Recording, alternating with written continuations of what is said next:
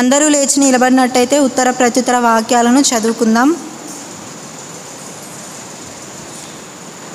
103వ కీర్తనను ఒక వచనం నేను, ఒక వచనం మీరు ఉత్తర ప్రత్యుత్తర వాక్యాలుగా చదువుకుందాం. నా ప్రాణమా యెహోవాను సన్నుతించుము, నా అంతరంగమునున్న సమస్తమా ఆయన పరిశుద్ధ నామమును సన్నుతించుము.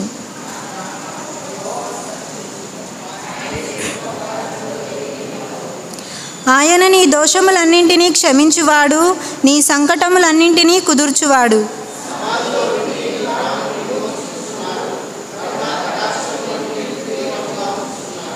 పక్షిరాజు యవనము వలె నీ యవనము క్రొత్తదగుచుండునట్లు మేలుతో నీ హృదయమును తృప్తిపరచుచున్నాడు.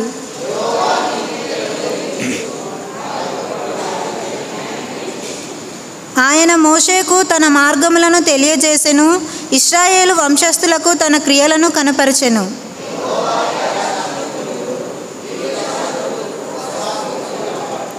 ఆయన ఎల్లప్పుడూ వాద్యమాడువాడు కాడు, ఆయన నిత్యము కోపించువాడు కాడు.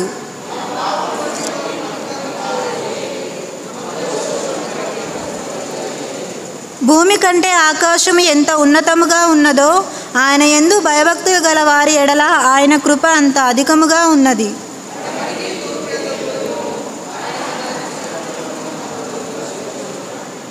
తండ్రి తన కుమారుల ఎడల జాలిపడునట్లు యెహోవా తన యందు భయభక్తులు గల వారి ఎడల జాలిపడును.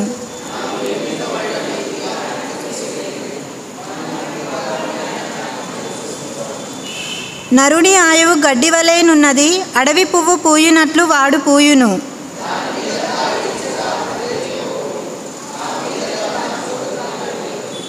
ఆయన నిబంధనలు గైకొనుచు ఆయన కట్టడలను అనుసరించి నడుచుకుని వారి మీద, యెహోవా యందు భయభక్తులు గల వారి మీద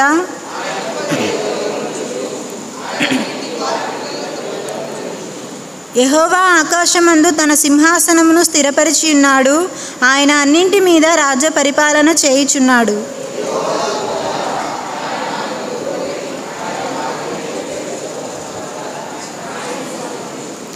యెహోవా సైన్యములారా, ఆయన చిత్తము నెరవేర్చు ఆయన పరిచారకులారా, మీరందరూ ఆయనను సన్నుతించుడి.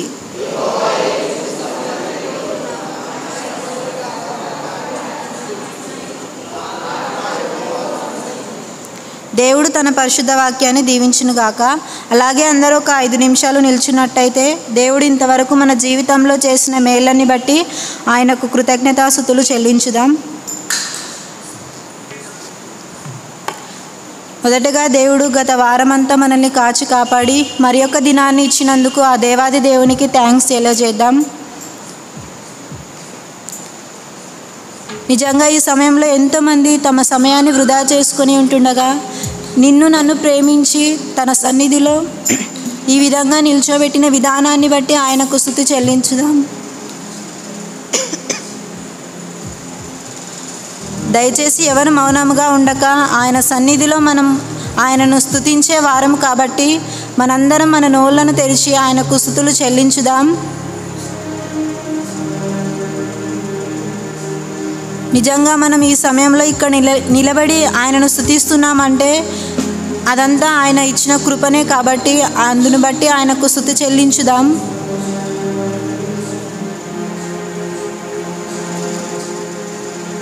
ఇంతవరకు మనకు మంచి ఆరోగ్యాన్ని ఇచ్చిన విధానాన్ని బట్టి ఆయనకు స్తుతి చెల్లించుదాం. అలాగే మనం ఎక్కడికి వెళ్ళినా కూడా మన యొక్క రాకపోకల్లో ఆయన ఎల్లప్పుడూ మనకు తోడుగా ఉండి మనల్ని ఈ విధంగా కాచి కాపాడుతున్నందుకు కూడా ఆయనకు కృతజ్ఞతాస్తుతులు చెల్లించుదాం. ఎన్నికలేని వారం అయినప్పటికీ కూడా నిన్ను నన్ను ప్రేమించి ఆయన మన కొరకు తన రక్తాన్ని చిందించారు. నిజంగా అటువంటి గొప్ప త్యాగాన్ని ఎవరు చేయలేరు, కానీ ఆయన మన కొరకు చేశాడు కాబట్టి ఆయనను బట్టి మనం స్తుతి చెల్లించుదాం.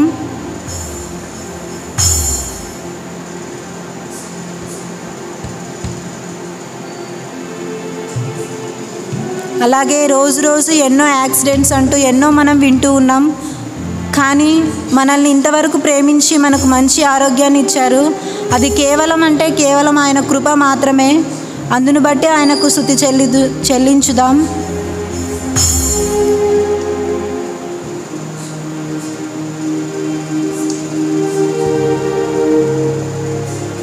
మన యొక్క చదువుల్లో కూడా ఇంతవరకు ఆయన చూపిన మేళ్ళని బట్టి కూడా ఆయనకు థ్యాంక్స్ తెలియజేద్దాం. దయచేసి ఎవరు మౌనంగా ఉండకండి. ఈ కొద్ది నిమిషాలు ఆయనకు స్తుతి చెల్లించుదాం.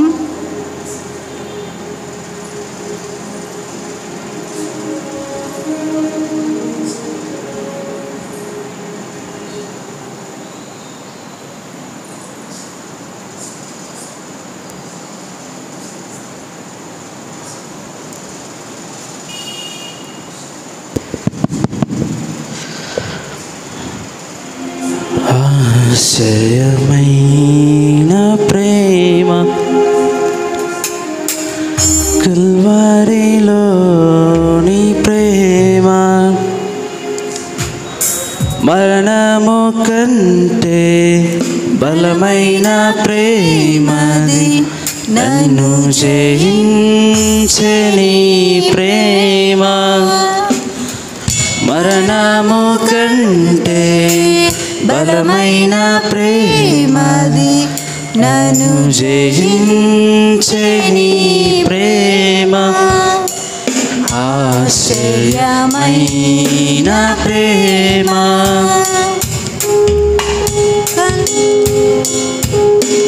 ప్రేమ,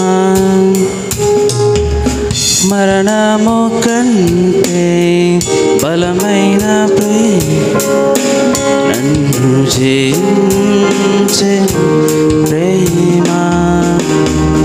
మరణము కంటే బలమైన ప్రేమది, నన్ను జయించే నీ ప్రేమ. పరమును వీడిన ప్రేమ, పాపిని మోసిన ప్రేమ. పరమును వీడిన ప్రేమ నాకై, పాపిని మోసిన ప్రేమ. నాకై మరణించి కౌగలించి జీవమిచ్చి నిత్య జీవమిచ్చే. నాకై మరణించి కౌగలించి ప్రేమించి నాకై మరణించి. ఆశ్చర్యమైన ప్రేమ కల్వరిలోని ప్రేమ, మరణము కంటే బలమైన ప్రేమది, నన్ను జయించే నీ ప్రేమ. మరణము కంటే బలమైన ప్రేమది, నన్ను జయించే నీ ప్రేమ. ఆశ్చర్యమైన ప్రేమ.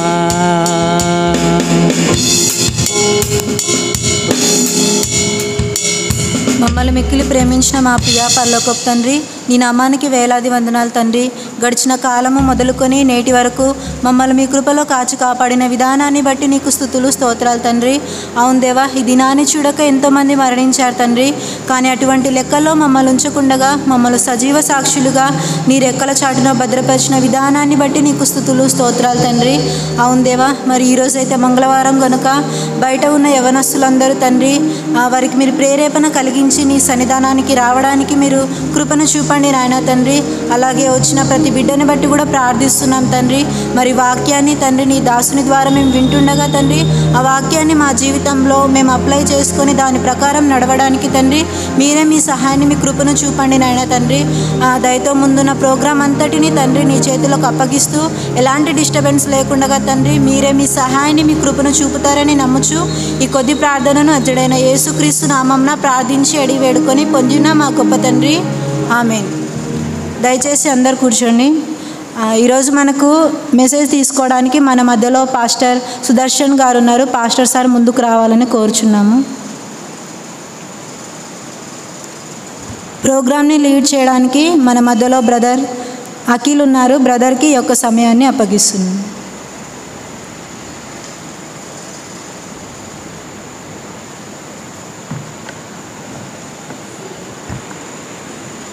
మొట్టమొదటిగా ఈ అవకాశం ఇచ్చిన దేవాతి దేవునికి థ్యాంక్స్ తెలియజేస్తున్నాను. ఈ యొక్క సమయంలో మనకు బైబిల్ రీడింగ్ ఉంటుంది. బైబిల్ రీడింగ్ చదువుటకు మన మధ్యలో స్వీటీ గారు ఉన్నారు. బైబిల్ రీడింగ్కి వచ్చేసి పరిశుద్ధ గ్రంథంలో నుంచి మత్తయి సువార్త 7వ అధ్యాయం 3 నుంచి 5 వచనాలు.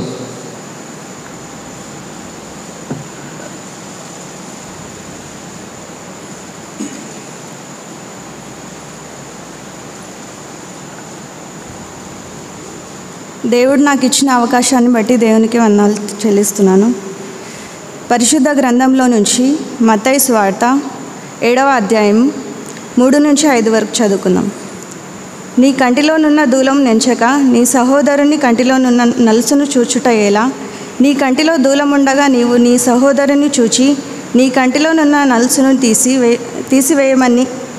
తీసివేయనిమ్మని చెప్పనేలా? వేషధారి, మొదట నీ కంటిలోనున్న దూలంను తీసుకొనుము, అప్పుడు నీ సహోదరుని కంటిలోనున్న నలుసును తీసివేయుటకు నీకు తేటగా కనబడును.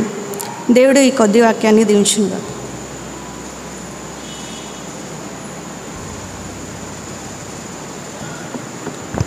బైబిల్ చేసిన సిస్టర్కి థ్యాంక్స్ తెలియజేస్తున్నాం.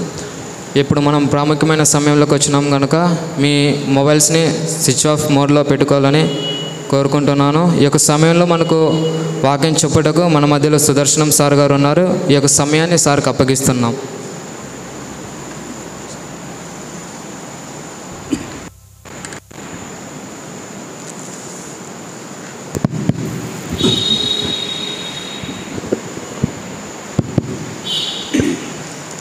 మంచిది, అందరూ తలలోంచుదాం.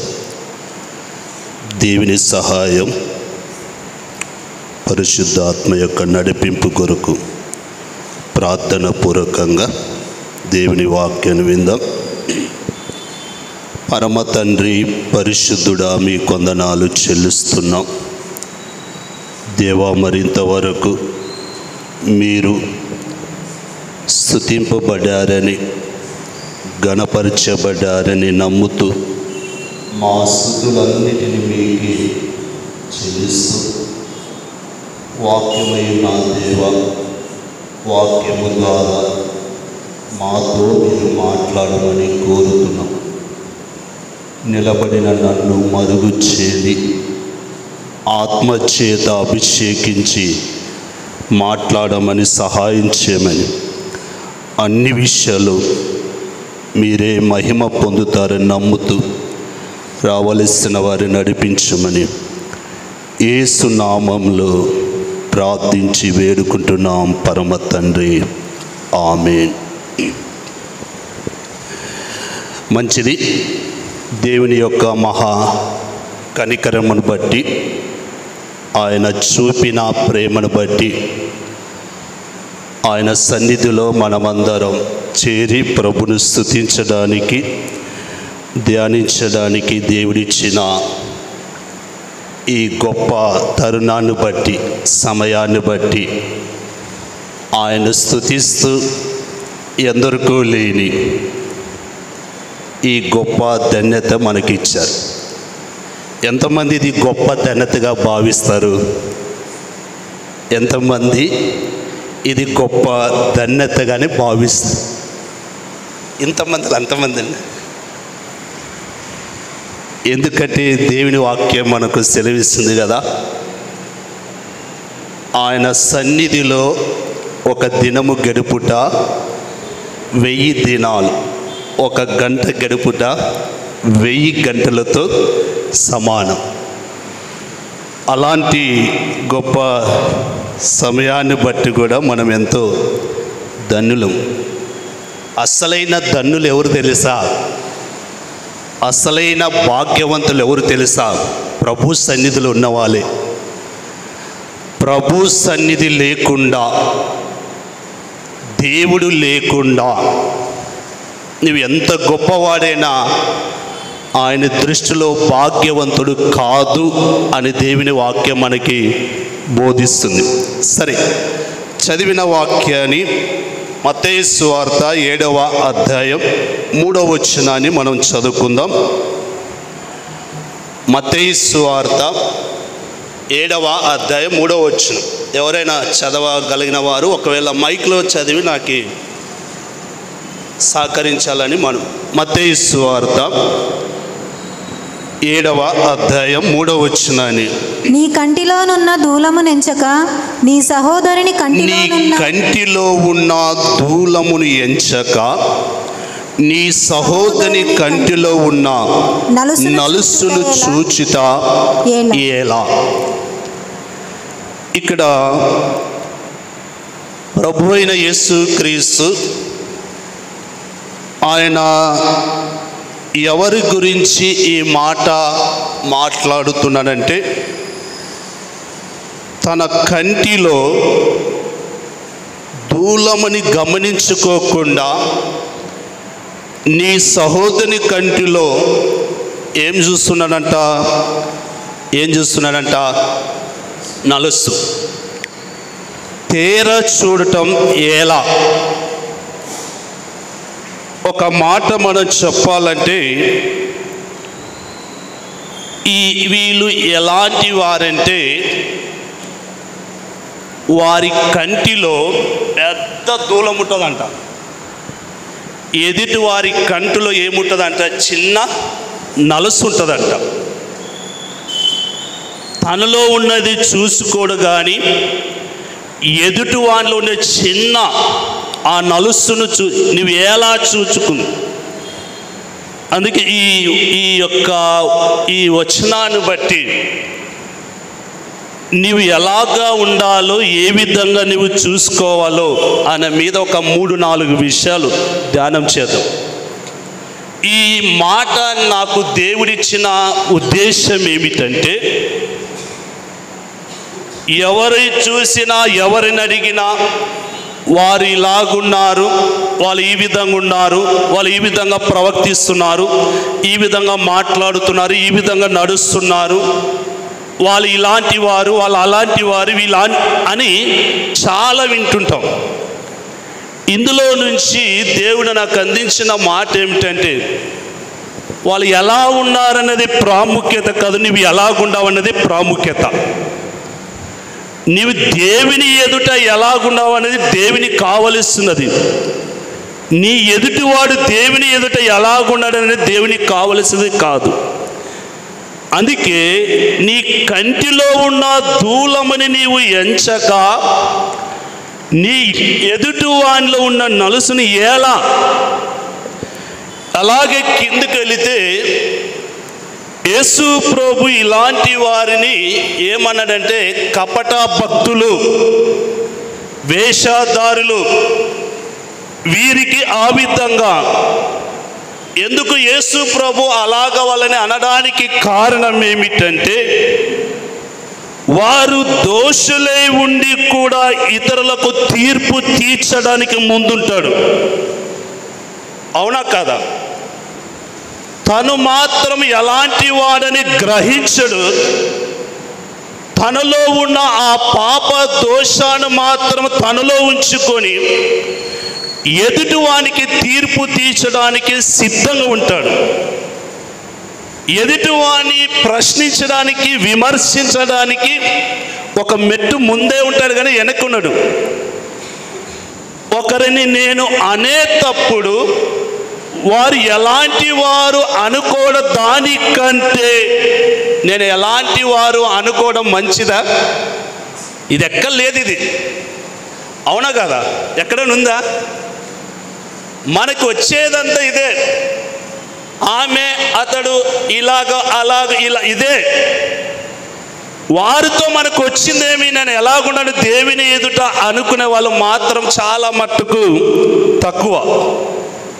అందుకే రోమాపత్రిక 2వ అధ్యాయం 1వ వచనంలో అపోస్తుడైన పౌలు గారు అక్కడ రాస్తున్న మాట మనం చూద్దాం. 2వ అధ్యాయం 1వ వచనం. కాబట్టి తీర్పు తీర్చు మనుష్యుడా,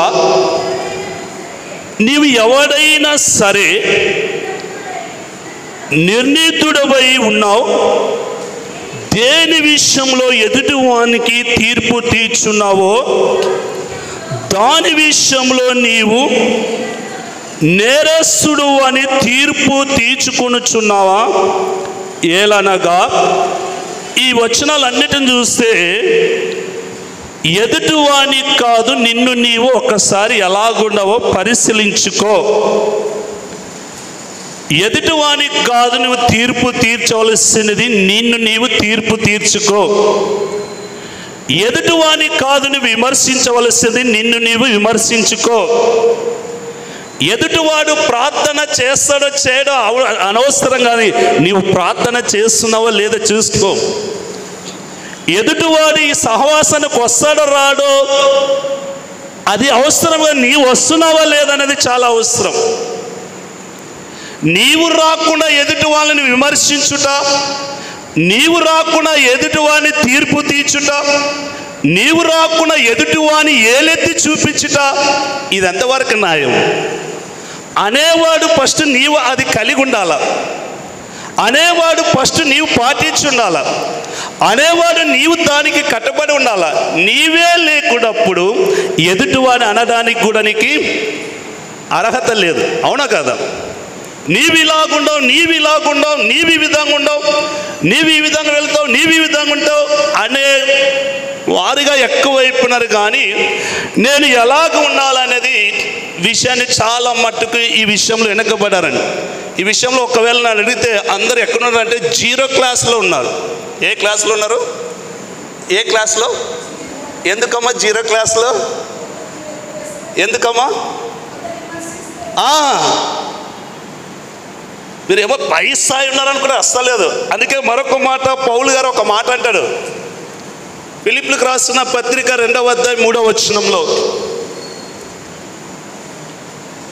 అపోస్తుడైన పౌలు గారు ఆ ఫిలిప్లో ఉన్న వారికి 2వ అధ్యాయం 3వ వచనంలో ఆయన రాస్తున్న మాట మనం చూద్దాం.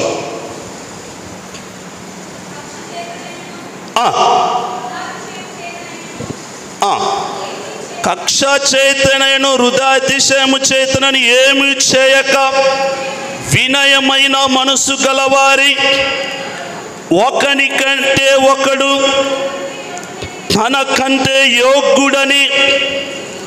అమ్మ ఏం చేయాలంట? ఒకని కంటే ఒకడు ఏం ఎంచుకోవాలంట? ఏం ఎంచుకోవాలంట? ఏం ఎంచుకోవాలంట? ఆ సమయం ఒకరి కంటే ఒకడు ఏం ఎంచుకోవాలంట? యోగ్యుడు. నీవు ఎదుటి వ్యక్తిని అనగలవా? నాకంటే నువ్వు యోగ్యుడు. నీవు ఎదుటి వ్యక్తిని అనగలవా? నాకంటే నువ్వు బాగుపడగలవు. నీ ఎదుటి వ్యక్తిని అనగలవు, నువ్వు చక్కగా నడిపించగలవు. నీవు ఎదుటి వ్యక్తిని అనగలవా? నాకంటే యోగ్యుడు అనగలరా? ఈ మాట అమ్మ నీవు అనగలవా? నీ వైపు చూసి, ఆ వైపు చూసి, అమ్మ నీవు నాకంటే యోగ్యురాలు అనగలరా? అనగలరా? సారీ అదని చెప్పు సార్, ఆ మాట మాత్రం మనసు నువ్వు అంటావమ్మా. వాళ్ళు ఏమంటారంటే నువ్వు సేవకురాలు కదమ్మా, నువ్వు అంటావు. సేవకురాలు విశ్వాసులు కాదు. పౌలు చెప్తున్న మాట ఏమిటి? నువ్వు నాకంటే యోగ్యుడు, నువ్వు నాకంటే గొప్పవాడు, నువ్వు నాకంటే బాగా అన్నిట్లో ముందున్నవాడు ఎవరైనా అనగలరంటే, ఒకవేళ పరీక్ష పెడితే ఎన్ని మార్కులు వస్తావంటే దాదాపు ఆ పని 0 మార్కులు వస్తాయి. ఎవరు ఇష్టపడరు. పోనీ అలా ఇష్టపడకుండా పర్వాలేదు, కానీ నీ ఎదుట ఏరే వ్యక్తి గురించి, ఏరే వారి గురించి మాట్లాడుతున్నప్పుడు కూడా అప్పుడు ఏకీపించే మనసు ఉన్నదంటే అంత ఎంతో ఉంటుందా? ఉండదా? ఉండదు. సరే, ఈ విషయాలన్నిటినీ చూస్తూ నేను చెప్పవలసినది ఏమిటంటే, ఎదుటి వారి విషయాన్ని పక్కబెట్టి నీవు ఎలాగుండాలో, ఏ విధంగా ఉండాలో దేవుని వాక్యం మనకి ఏమి తెలియపరుస్తుంది, దేవుని వాక్యం మనకి ఏమి బోధిస్తుంది, ఆ వాక్య ప్రకారం నీవు నేను మనమందరం ఉన్నామో లేదో ఈ సందర్భంలో చూసుకోవాల్సిన అవసరం ఎంతో ఉండదు. నేను మరలా చెప్తా, ఈ వైపు ఆ వైపు వెనక వైపు ముందు వైపు ఎవరిని చూడొద్దు. ఎవరిని చూడాలి? ఇప్పుడు నిన్ను నీవే చూసుకో. నీవు కూడా పక్కలోడు కాదు, వెనుకలోడు కాదు, ముందోడు కాదు. నీవు ఎలా ఉన్నావు దేవుని ఎదుట, ఏ విధంగా ఉన్నావు దేవుని ఎదుట, నీవు ఏ విధంగా ఉండాలని దేవుడు నీకు తన వాక్యము ద్వారా తన ఆత్మచేత తెలియపరుస్తున్న వాటి విషయాలు మనం చూద్దాం. మొదటిగా నీవు ఎలాగ ఉండావో లేదో చూసుకోవలసింది ఏమిటంటే, అపోస్తుడైన పౌలు గారు మొదటి తిమోతి రాసిన పత్రిక 5వ అధ్యాయం 22వ వచనాన్ని మనం చదువుకుందాం. త్వరపడి యవనం మీదైనను నిక్షేపను చేయకము, పరల పాపములో పాలువాడై ఉండకము. ఈ మాట, నీవు పవిత్రుడుగా ఉండునట్లు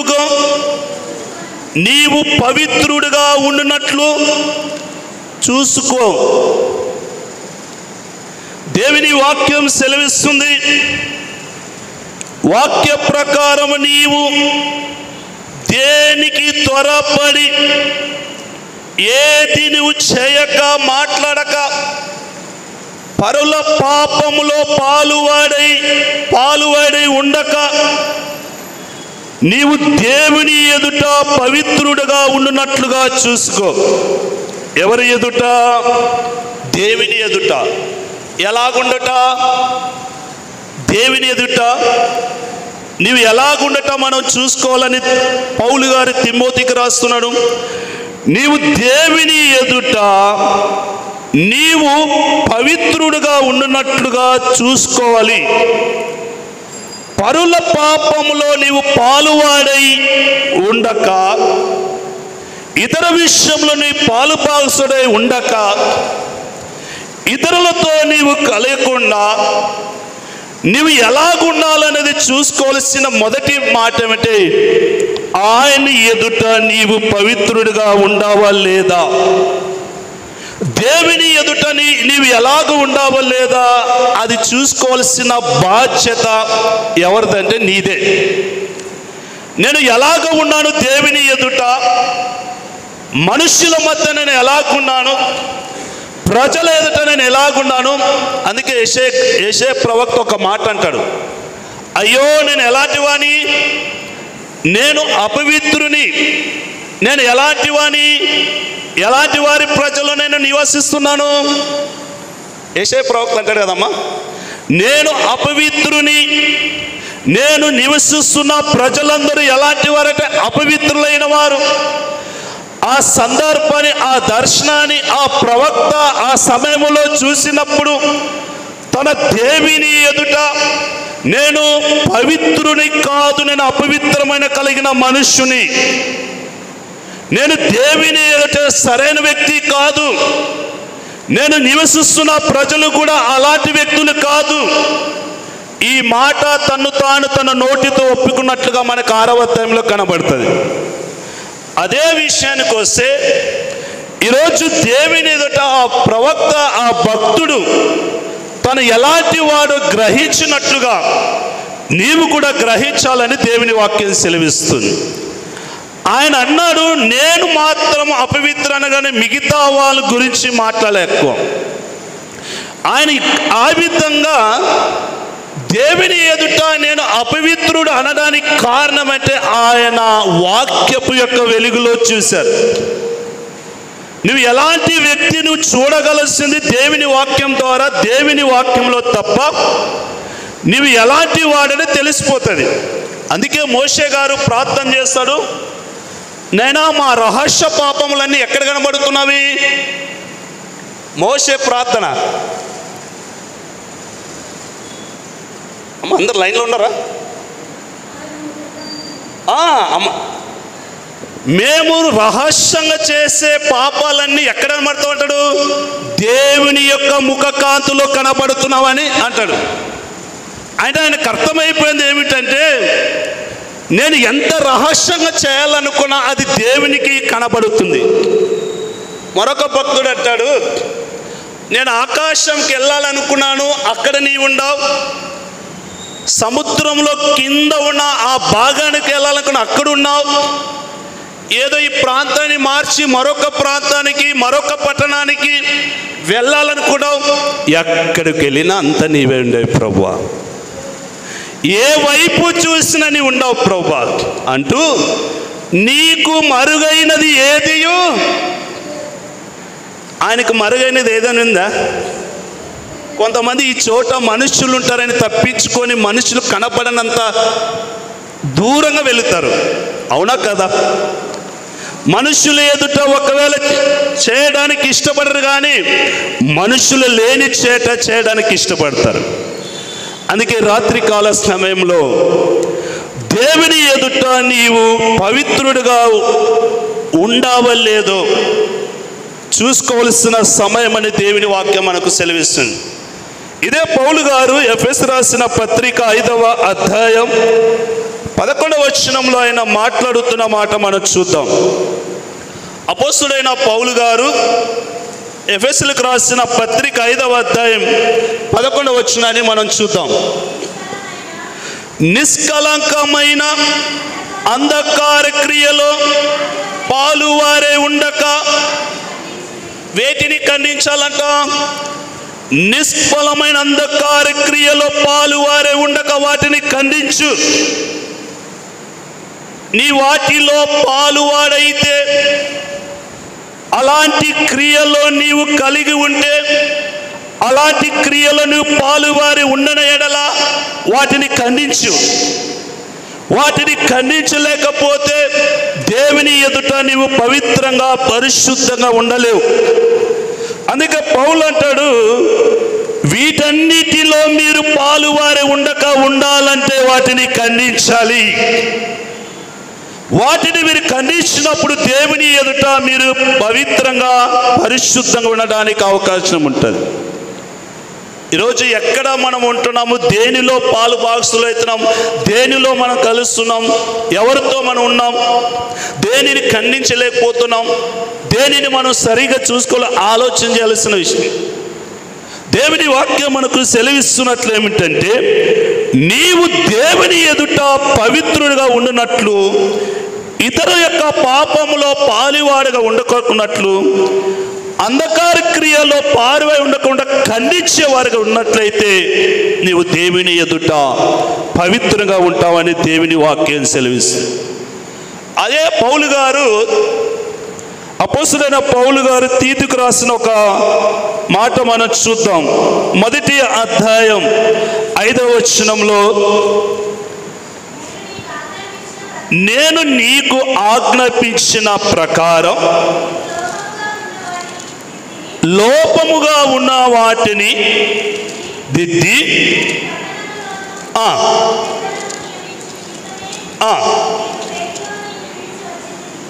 అయా నీకు నేను ఆజ్ఞాపించిన ప్రకారం. ఏటివి ఆయన ఆజ్ఞాపిస్తున్నాడంటే, లోపము ఉన్న వాటిని ఏం చేయాలా? తీతు గారికి రాస్తున్నమాట. నేను నీకు ఏమని ఆజ్ఞాపిస్తున్నానంటే, లోపమున్న వాటిని దిద్ది ప్రతి పట్టణంలో ఈ విధంగా నియమించు. ఈ విధంగా నియమించడానికి ఈ విధంగా నేను నీకు ఆజ్ఞాపిస్తున్నా. నేను నీకు ఆజ్ఞాపించినప్పుడు నువ్వు ఏటిని దిద్దుకోవాలంటే, నీలో ఉన్న లోపాలని సరి చేసుకో, బాగు చేసుకో. ఇప్పుడు ఒక మాట చెప్తా. లోపమున్న వ్యక్తి ఇక్కడ నిలబడితే ఎవరైనా దిద్దుకోవడానికి ఇష్టపడతారా? మరి ఎవరు నిలబడాలి ఇక్కడ? ఎవరు నిలబడాలా? లోపం లేని వ్యక్తి, తన్ను తాను లోపం లేని వ్యక్తిగా, తన్ను తాను సరి చేసుకున్న వ్యక్తిగా, తన జీవితాన్ని సరిదిద్దుకునే వ్యక్తిగా, సరి చూసుకునే వ్యక్తిగా ఉన్నప్పుడు నియమించాలి అని ఆయన కొన్ని మాటలు చెప్తూ, దేవుని వాక్య ప్రకారం వారితో పాటు అలాగే మనము ఈ సందర్భంలో అంటే నీలో లోపము ఉన్న వాటిని మనం ఏం చేయాలా? వాక్యం ద్వారా ఏం చేయాలా? వాటిని బలపం తీసుకొని ఎట్లా దిద్దుకుంటాము? వాక్యాన్ని తీసుకొని ఏం దిద్దుకోవాలా? అమ్మా ఏమిటమ్మా? లోపాలు, మనలో ఉన్న లోపాలు ఆయన వాక్యముతో మనం ఏం చేసుకోవాలా? అంతే నీవే చెప్తావు కదమ్మా, ఎవరు చెప్పరు. మేమంతా దిద్దుకొని వచ్చామా సార్ అంటారా? వాళ్ళంతా దిద్దుకొని వచ్చారంటమ్మా. మీరా? మాదే ఫస్ట్ ర్యాంక్ అంటారా? ఎందుకు ఈ విషయాన్ని చెప్తున్నానంటే, దేవుని ఎదుట నీవు పవిత్రుడిగా ఉండాలంటే ప్రతిరోజు లోపాలని నువ్వు సరి చేసుకోవాలి. ఈ లోపాలు సరి చేసుకోవాలంటే దేని చేత అంటే దేవుని వాక్యం చేత.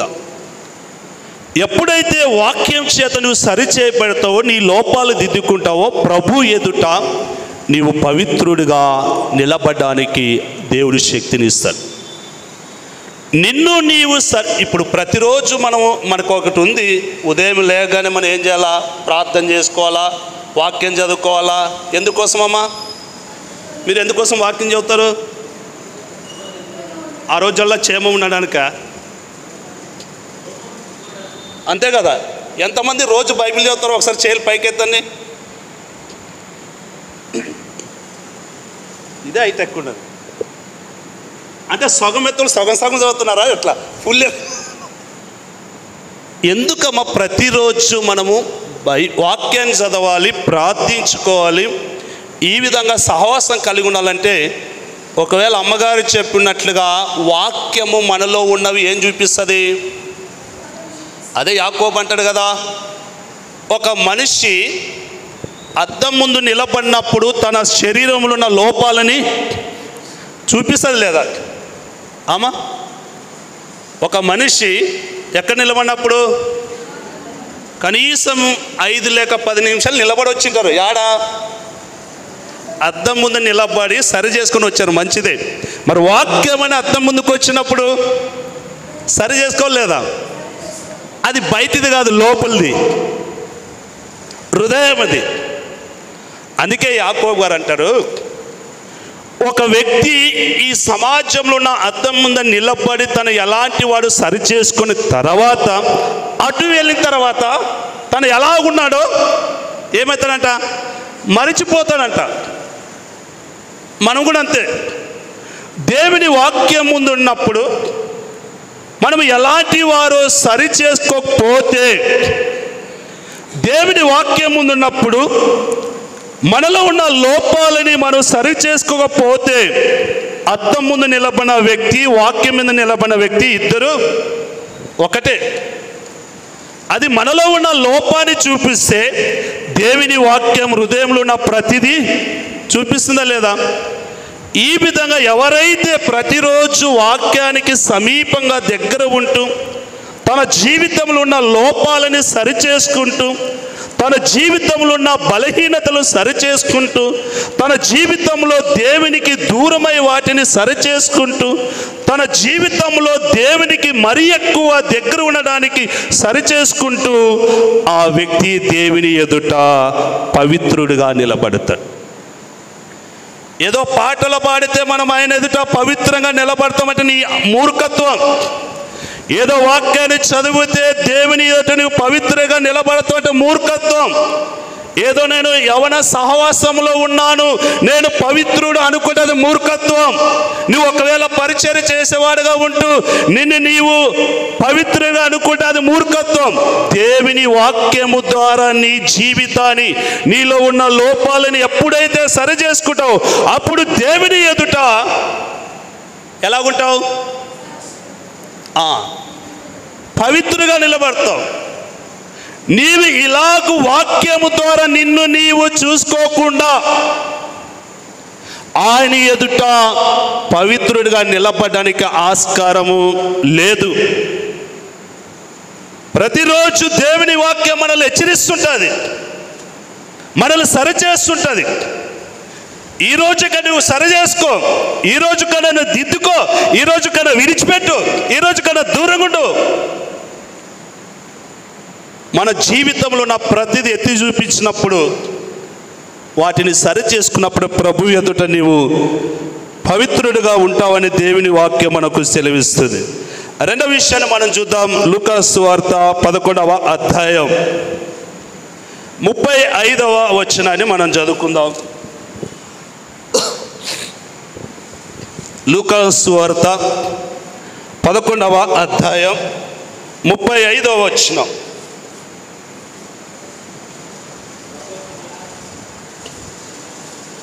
ఎవరో మైక్లో చదవండి మా మైక్లో చదవండి. కాబట్టి నీలో ఉండ వెలుగు చీకటి ఉండకుండా ఏం చేయాలంట? నీలో ఉన్న వెలుగు చీకటి కాకుండా చూసుకోవాలి. ఎవరు చూసుకోవాలి? నీలో ఉన్న ఈ వెలుగంట, ఆ వెలుగు చీకటి కాకుండా ప్రతిరోజు నువ్వు దేవుని వాక్యం ద్వారా చూసుకోవాలి. ఒక మాటలో చెప్పాలంటే, వెలిగించబడిన నీలో ఉన్న వెలుగు, నీలో ఉన్న వాక్యం, నీకున్న ఆ వెలుగు ఏమి కాకుండా మనం చూసుకోవాలంటే చీకటి కాకుండా చూసుకోవాలి. నువ్వు చీకటి కాకుండా నువ్వు చూసుకోవాలంటే నీలో ఉన్న వెలుగు ఏమిటో నువ్వు గుర్తించాలి. మనం అంటాం కదా, దేవుడు లోకానికి వెలుగై ఉన్నాను, ఆయనను వెంబడించేవారు అందరూ వెలుగులో ఉన్నారు. అవునా కదా? మనం ఎక్కడున్నాం? వెలుగులో ఉన్నాం. ఆయన వెలుగు, ఆ వెలుగును అనుసరించే వాళ్ళందరూ వెలుగులో ఉన్నట్లు, మరి వెలుగులో ఉన్నట్లు మనలోకి చీకటి రాకుండా చూసుకోవాల్సినది చాలా ప్రాముఖ్యత. అయిపోయి మనం వెలుగు సంబంధం, దేవుని సంబంధం, వాక్య సంబంధం, మనం అందరూ ఈ విధంగా ఉంటూ ఏమాత్రము చీకటికి అవకాశం ఇవ్వకుండా. ఇప్పుడు ఒక మాట చెప్పాలంటే, ఇక్కడ ఖచ్చితంగా వెలుగు ఉన్నదంటే చీకటి ఉంటుందా ఉండదా? వెలుగున్నక్కడ చీకటి ఉంటుందా? చీకటి ఉన్నక్కడ వెలుగు ఉంటుందా? మేము రెండు కలిసి ఉంటామంటారా? ఒకటే ఉండాల్సింది అంతే. అవునా కదా? ఇక్కడ వెలుగు ఉన్నదంటే చీకటి ఉండదు, చీకటి ఉండదంటే జీవితం అలాగుండాలి. నీవు వెలుగై ఉన్నావంటే నీలోకి చీకటి రాకూడదు. నీవు వెలుగు సంబంధం అయితే నీలో చీకటి సంబంధించిన కార్యాలు ఉండకూడదు. అది చూసుకోవాల్సిన చాలా బాధ్యత. పాపీసుని తీసుకుని అందరూ పరలోకం పోతారమ్మా. అమ్మా అందరూ పోతారా పరలోకానికి? పాపిని తీసుకున్న వాళ్ళు కూడా నరకానికి వెళ్ళారు. ఏం బాబాయ్ ఎట్లా చెప్తావు అంటావా? అవునా కదా? బాప్తిసం ప్రాముఖ్యత కాదు, మారు మనసు, పశ్చాత్తాపం. ఒకసారి దేవునికి మన జీవితాన్ని, మన హృదయాన్ని అప్పగించినప్పుడు, సమర్పించుకున్నప్పుడు, ప్రతిష్ఠించుకున్నప్పుడు, మరలా లోక సంబంధమైన చీకటి సంబంధమైన వాటిని మనలోకి రాకుండా చూసుకోవాల్సిన బాధ్యత మన మీద ఉన్నదని దేవుని వాక్యం. అందుకే వాక్యం మనకు సెలవిస్తుంది. యెషయా గ్రంథం అనుకుంటే 5వ అధ్యాయం 20వ వచనంలో ఒకసారి చదువుకుందాం. యెషయా గ్రంథం 5వ అధ్యాయం 20వ వచనం. కీడు మేలని, మేలని కీడని, చీకటిని వెలుగు, వెలుగు చీకటని ఎంచుకున్న వారికి మేలు. శ్రమ. మరి మేలు అనుకున్నారు. ఈరోజు ఎట్లా కావాలంటే అట్లా అనుకుంటాం. ఇది వెలుగు, ఆ చీకటి, ఆ వెలుగు, ఇది కీడు, ఇది మేలు. ఈ విధంగా ఎంచుకునే వారికి అందరికీ, యవనస్తులకు అందరికీ ఇది శ్రమ. అదే యేసు ప్రభు ఒక మాట అంటాడు కదా, మత్తయి సువార్త 5వ అధ్యాయం 6వ అధ్యాయం 22వ వచనం అనుకుంటా. మత్తయి సువార్త 6వ అధ్యాయం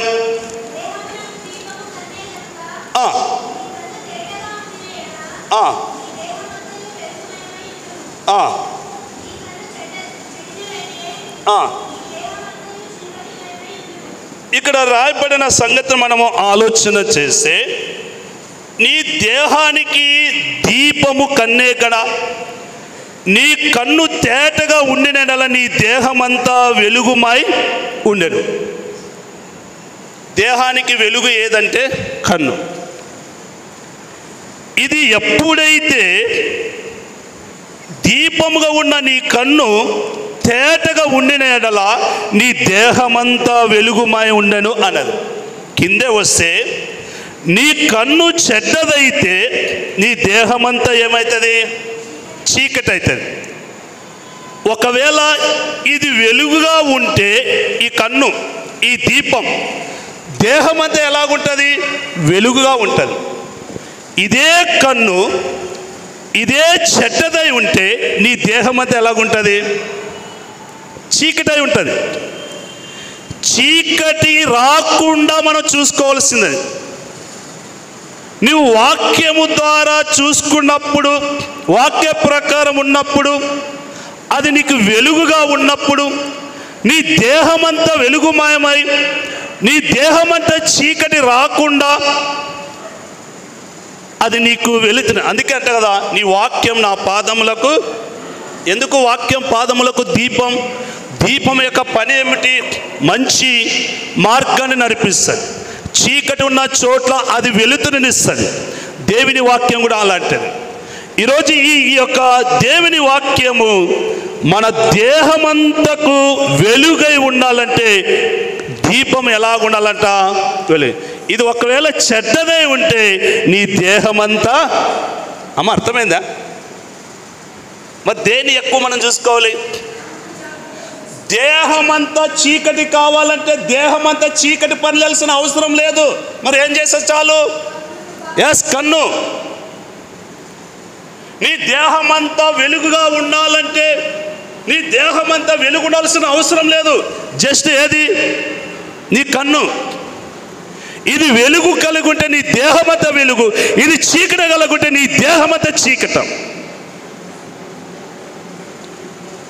అందుకే మనలోకి చీకటి రాకుండా మనం చూసుకోవాలని దేవుని వాక్యం సెలవిస్తుంది. వెలుగు చేత నడిపించబడుతున్న మనము చీకటి సంబంధ విషయాల్లో రాకుండా చూసుకోవాలి.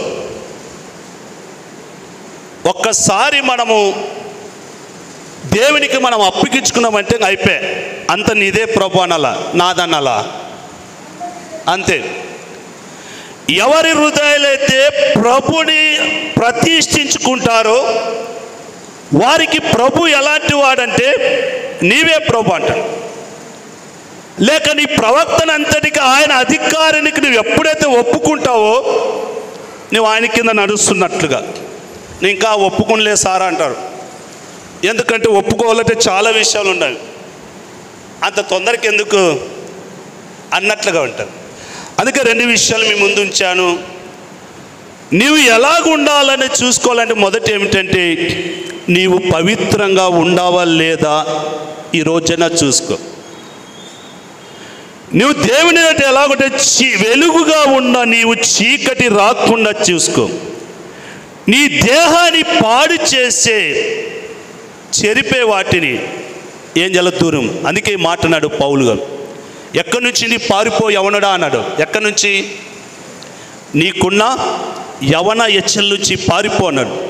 యోసేపు ఎందుకు పారిపోయాడు? యోసేపుకి ఎందుకు పారిపోయాడు? అక్కడ ఉండటం మంచిది కాదు. పాముని చూసి ఎట్లా పారిపోతావో పాపం చూసి అట్లా పారిపోవాలా.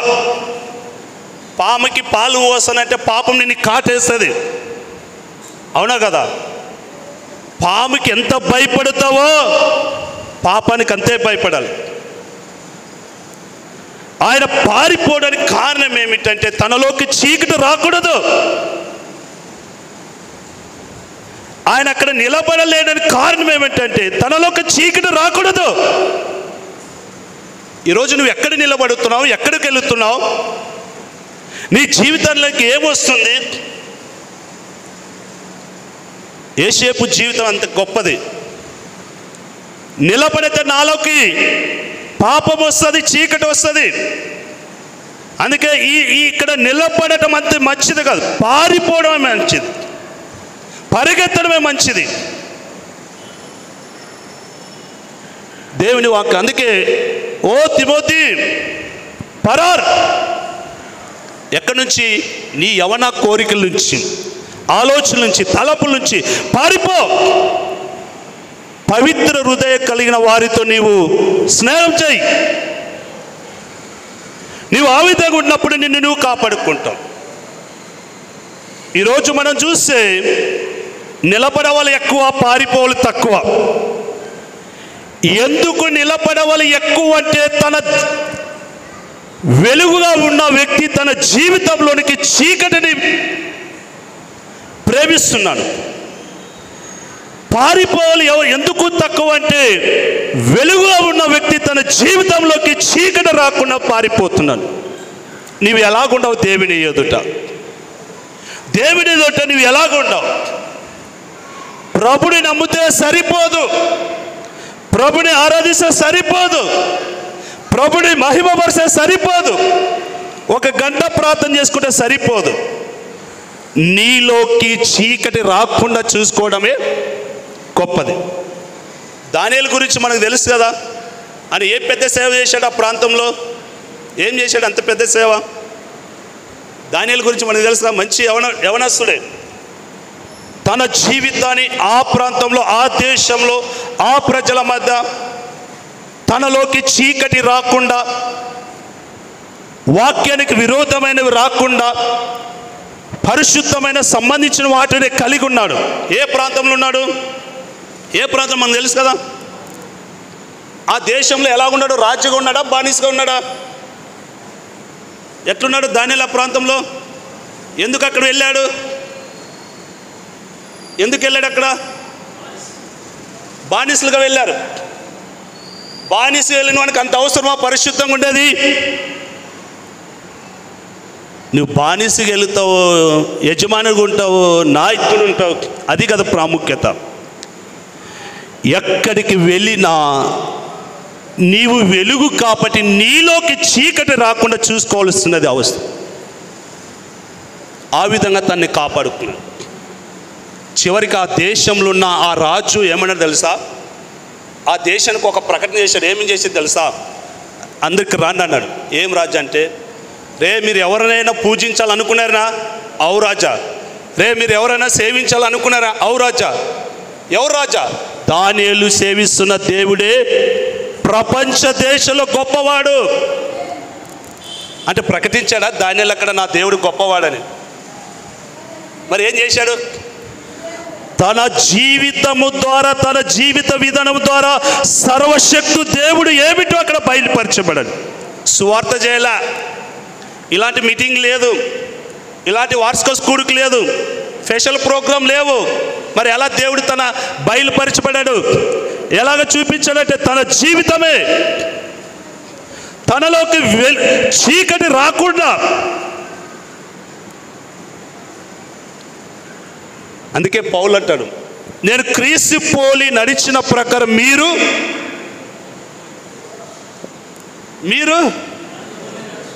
మాట్లాడడం మీ నుంచి అసలు సౌండే రాదు. పౌలు ఏమంటాడు? నేను ఎలాగ నడుస్తున్నాను, మీరు ఎలాగ నడవాలి? నన్ను పోలి.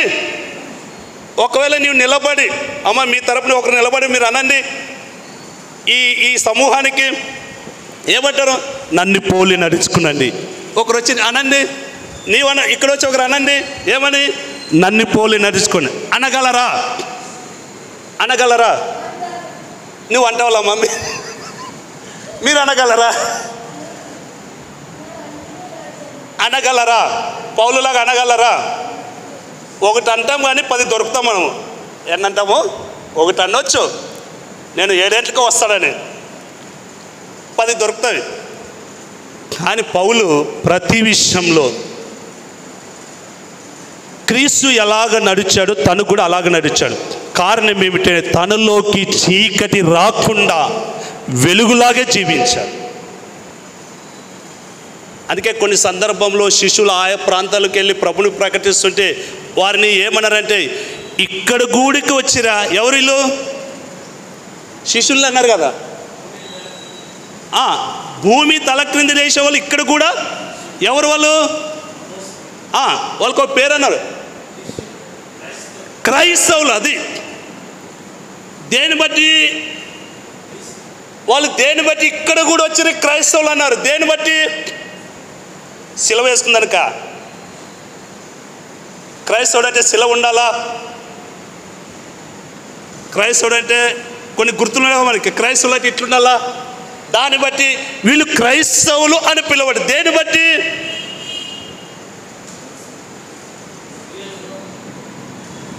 దేని బట్టి అన్నారు? ఇక్కడ కూడా వచ్చిన క్రైస్తవులు అన్నారు. దేని బట్టి? వారి ఎదుట అంతకుముందు క్రీస్తు ఎలాగ నడిచాడో వీళ్ళు కూడా అలాగ నడిచారు. దేన్ని బట్టి వాళ్ళు క్రైస్తవులుగా పిలువబడరంటే క్రీస్తులాగా నడిచారు కాబట్టి. ఆ పేరు రావడానికి క్రీస్తు ఎలాగున్నాడో అలాగున్నారు కాబట్టి ఆ పేరు వచ్చింది. అందుకే కానీ ఇప్పుడు నేను చెప్తాను, మనం ఉత్తుత్త క్రైస్తవులను చెప్పుకుంటే సరిపోదు. వీళ్ళు క్రైస్తవులని ఎవరు చెప్పాలా? దేని బట్టి చెప్పాలా? నీ జీవితాన్ని బట్టి చెప్పాలా? వీళ్ళు ప్రత్యేకమైన వారు, వీరు చీకటి రాకుండా వెలుగుతో నింపబడిన వారు. నీ జీవితాన్ని బట్టి ఈ వ్యక్తి, ఈమె క్రీస్తును కలిగిన వారు, క్రీస్తును విశ్వసించిన వారు, క్రీస్తు మార్గంలో నడుస్తున్నవారు, క్రీస్తులో జీవిస్తున్నవారు అని చెప్పగలంత సాక్ష్యం మనకు ఉండాలంటే ఏదో వ్యక్తులతో చెప్పించుకునేది కాదు, ఏది ఇస్తే చెప్పేది కాదు. అది నీ జీవితము ద్వారా అది తెలియపరచాలి. అందుకే దేవుని వాక్యం సెలవిస్తుంది, దేవుని ఎదుట నువ్వు ఎలాగుండాలని చూసుకున్నారంటే పవిత్రంగా ఉండావా లేదో ఈ రోజైనా దేవుని ఎదుట నీలోకి చీకటి రాకుండా మీరు చూసుకోవాలని దేవుని వాక్యం మనకు సెలవిస్తుంది. మరొక మాట 119వ కీర్తన 9వ వచనం మనకి బాగా తెలిసిన వాక్య భాగమే. నాకు ఇవ్వబడిన సమయం నేను ముగిస్తా. 119వ కీర్తన 9వ వచనం, యవనస్సులు దేని చేత వారి నడక శుద్ధి చేసుకుందరో నీ వాక్యమును బట్టి. అమ్మ దేనిని జాగ్రత్త చూసుకోవాలంట? దేనిని? వాక్యమును జాగ్రత్తగా చూసుకుంటే ఆ వాక్యము ద్వారా నీ నడకను ఏం చేయబడుతుంది? యవనసులు దేని చేత శుద్ధిపరచబడదురు? దేవుని వాక్యం చేత. ఆ వాక్యాన్ని మనం ఎలా చేయాలంట? ఎలా చూసుకోవాలంట? చాలా జాగ్రత్తగా చూసుకోవాలంట. అమ్మ దేవుని వాక్యమును నువ్వు ఎంత జాగ్రత్త చూసుకుంటావో, దేవుని వాక్యాన్ని ఎంత జాగ్రత్త కలిగి ఉంటావో ఆ వాక్యము నేను ఏం చేస్తుందంట? బాగు చేస్తుందంట. ఇదే మాట యాకోబు గారు అంటాడు 1వ అధ్యాయం 21వ వచనం, యాకోబు రాసిన పత్రిక యాకోబు రాసిన పత్రిక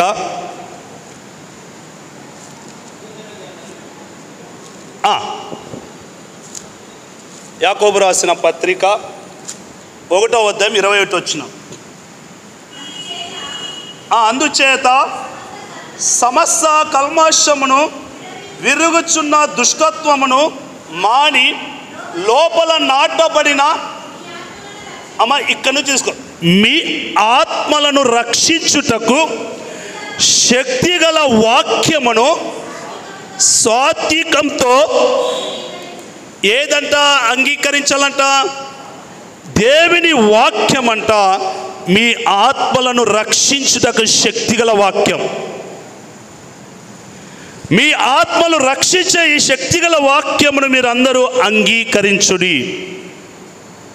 ఎందుకు వాక్యాన్ని అంగీకరించాలంటే మన యొక్క ఆత్మలను అది రక్షించగల శక్తిగల వాక్యం. పండబారిన హృదయాలు, కఠిన హృదయాలు, పాపపు హృదయాలు దేని చేత మార్చబడమంటే దేవుని యొక్క వాక్యం చేత. ఆ వాక్యము మన ఆత్మలను రక్షించడానికి శక్తిగల వాక్యం. ఇలాంటి వాక్యమును ప్రతిరోజు మనం ఎలా చూసుకోవాలంటే జాగ్రత్తగా చూసుకోవాలని దేవుని వాక్యం సెలవిస్తుంది. ఒక మాట ఉంది కదా, యవనస్తులారా మీరు బలవంతులు. ఎప్పుడు? అక్కడే ఉంది కదా. ఎప్పుడు యవనస్తులు బలవంతులు, యవన స్త్రీలు ఎప్పుడు బలవంతులు? ఎప్పుడమ్మా? చదువు అక్కడే 1 యోహాను రాసిన పత్రిక. నేను యవనస్తులారా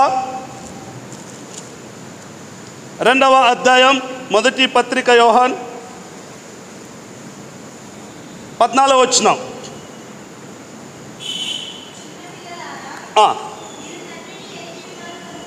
ఎస్, రాయిచున్నాను. ఆది నుండి ఉన్న వానిని ఎరిగి ఉన్నారు కనుక మీకు రాయిచున్నాను, యవనస్తులారా మీరు బలవంతులు. దేవుని వాక్యము ఎప్పుడంట యవనస్తులైన వారు బలవంతులైందంట? నీలో దేవుని వాక్యము నిలిచినప్పుడే. దేవుని వాక్యం లేనివాడు ఎంత బలవంతుడైన బలహీనుడే. యవనస్తులు అనుకుంటే ఈ బలం అనుకుంటారు మేము బలవంతులని. ఆ బలము ఏం చేసేది మనకు తెలుసు కదా. సంసోన్ జీవితంలో 2 కన్నులు. ఎవరి యందు దేవుని వాక్యం నిలిచి ఉంటుంది వారి బలవంతులు. నువ్వు దేవుని సన్నిధికి వచ్చి దేవుని సన్నిధిలో ఉంటూ నీ యందు వాక్యము లేని ఎడల ప్రతి దాంట్లో బలహీనతే. ఆకర్షించేలాగా తీసుకొని వెళ్ళిరి. ఎలా వచ్చి బలహీనత? దేని బట్టి వచ్చా? వాక్యం లేదు కాబట్టి నువ్వు బలహీనతే. వాక్యం నిలిచిన వాళ్ళందరూ బలవంతులు. అందుకే యేసు ప్రభు తన శిష్యులతో అన్నారు, ఎవరి యందు నా మాటలు నిలిచినో నేను వాని యందు. అంటే ఎవరి యందు ఆయన మాటలు లేకుంటే ఆయన లేడు. ఇప్పుడు వాక్యం లేకుండా నేను దేవునిలో నిలిచి ఉంటా, వాక్యం లేకుండా నేను బలవంతుడు ఉంటా, వాక్యం లేకుండా లోకాన్ని జయిస్తా, వాక్యం లేకుండా దుష్టుని జయిస్తా. నిన్ను జయిస్తాడు, నీవు కాదు. అందుకే నేను మత్తయి సువార్త 7వ అధ్యాయం 3వ వచనంలో ఎదుటివాడు ఎలాగున్నాడనే ప్రాముఖ్యతగా నీవు ఎలాగుండవు, నీవు దేవుని ఎదుట పవిత్రంగా ఉండవో లేదో మొదటిగా చూసుకో. రెండవది, వెలుగుగా ఉన్న నీవు నీలోకి చీకటి రాకుండా చూసుకో. నీ ఆత్మను రక్షించగల దేవుని వాక్యమును జాగ్రత్తగా చూసుకో. అలాంటి కృప ఈ రాత్రికాల సమయంలో దేవుడు మనకందరికీ అనుగ్రహించునుగాక. మంచిది. సమయం నాకు ఇచ్చిన వారి అధ్యక్షులకు మరలా వారికి సమయాన్ని అప్పగిస్తుంది.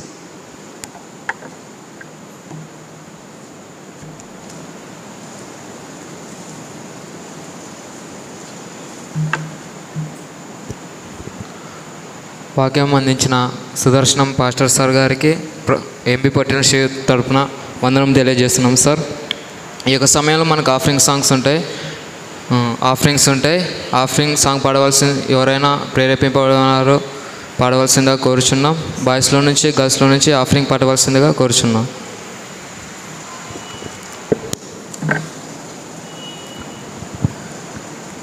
ప్రియమైన యేసయ్యా ప్రేమకే రూపమా, ప్రియమార నిన్ను చూడని.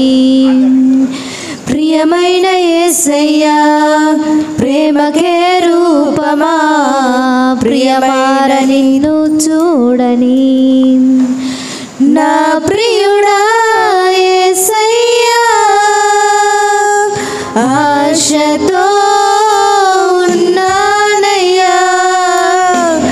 నా ప్రియుడా యేసయ్యా ఆశతో ఉన్నానయ్యా. ఆనందము సంతోషము నీవేనయ్యా, ఆశ్చర్యము నీ ప్రేమయే నాయడా. ఆనందము సంతోషము నీవేనయ్యా, ఆశ్చర్యము నీ ప్రేమయే నాయడా. ప్రియమైన యేసయ్యా ప్రేమకే రూపమా, ప్రియమార నిన్ను చూడని. ప్రియమైన యేసయ్యా ప్రేమ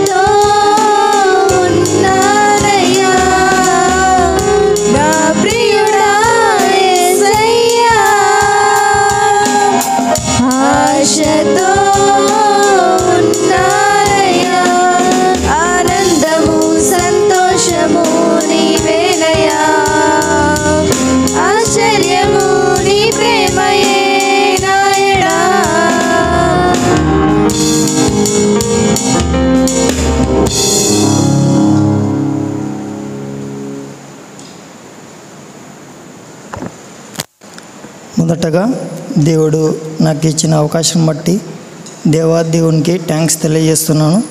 అలాగే ఆఫరింగ్ పట్టిన బట్టి బ్రదర్ అండ్ సిస్టర్కి ఎంబీ ప్రొడక్షన్ యూత్ తరపున థ్యాంక్స్ తెలియజేస్తున్నాను.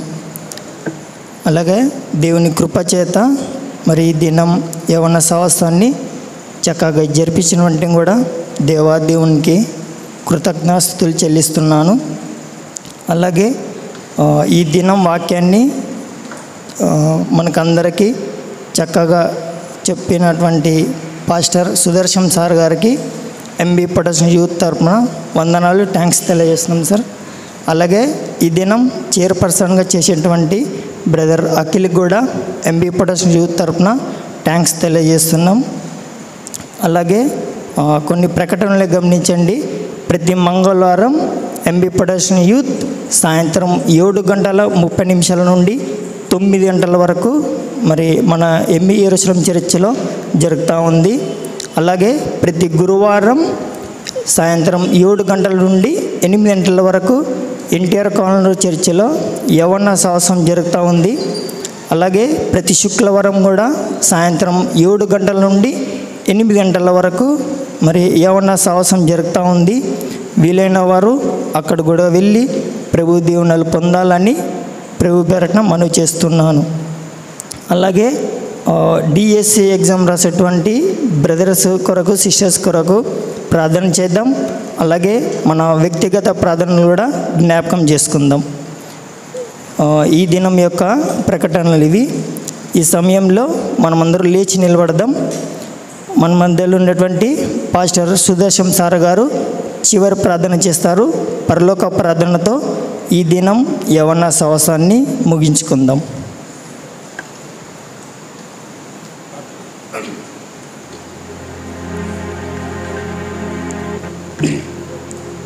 మంచిది, ప్రార్థన చేద్దాం.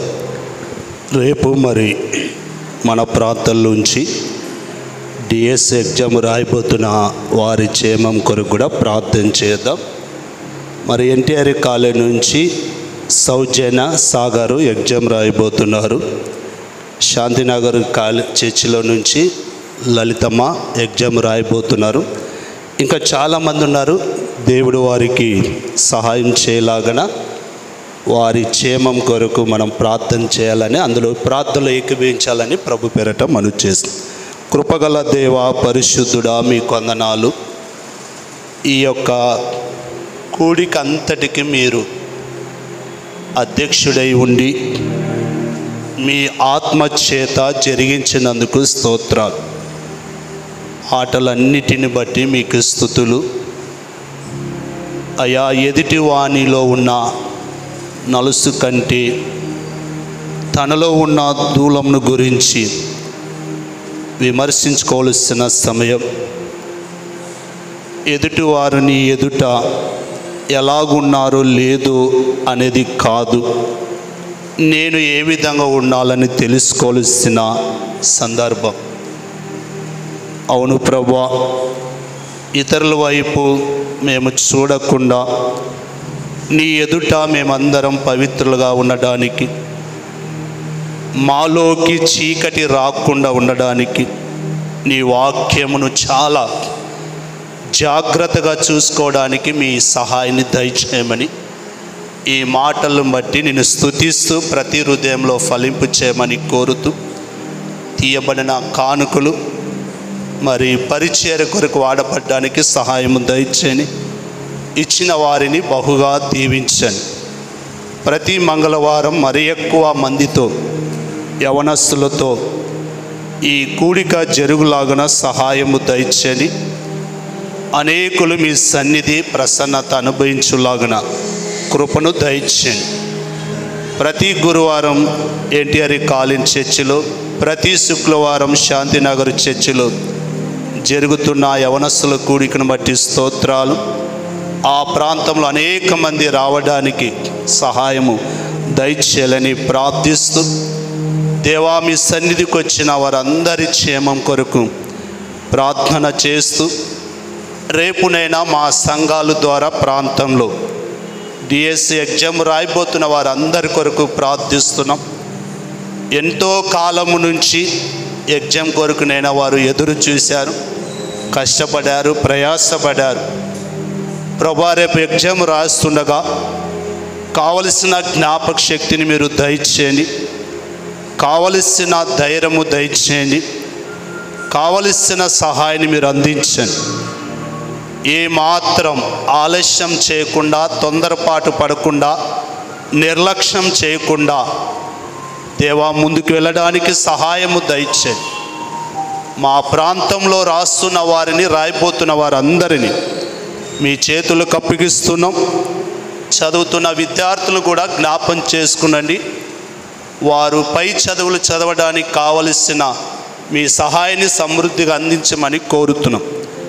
నేను ఆ కూడొచ్చిన యవనస్తులు వారి కుటుంబంలో ఏ అవసరం ఉన్నదో మీ కృప ద్వారా తీర్చబడ్డానికి సహాయము దయచేయండి.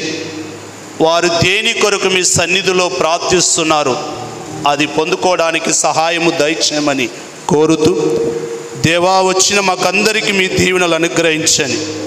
రాకడ ఆలస్యమైతే మరీ ఎక్కువ మీ సన్నిధికి రావడానికి సిద్ధపరచమని, అంతవరకు మాతో మీరుండి సహాయం చేయమని యేసు నామంలో ప్రార్థించి వేడుకుంటున్నాం పరమ తండ్రి, ఆమేన్. పరలోకమందున్న తండ్రి, మీ నామం పరిశుద్ధపరచబడు, నీ రాజ్యం మాకు వచ్చును కాక, నీ చిత్తం పరలోకమందు ఎలాగో భూమి ఎందు నెరవేర్చును కాక. మాకు కావలసిన అనుదిన ఆహారం మాకు దయచి, మా రుణస్తులు క్షమించులాగిన మమ్మల్ని క్షమించు, మమ్మల్ని శోధనలోనికి తాక దుష్టు నుంచి తప్పించు. ఎందుకంటే రాజ్యం, బలము, మహిమ నిరంతరము నావు తండ్రి, ఆమేన్. త్రియేకా దేవుని దీవెన కూడొచ్చిన మనందరి మీద, రేపు ఎగ్జామ్ రాయిపోతున్న వారి మీద సదాకాలం తోడే ఉండును గాక, ఆమేన్. అందరికి వందనాలమ్మా, అందరికి వందనాలు.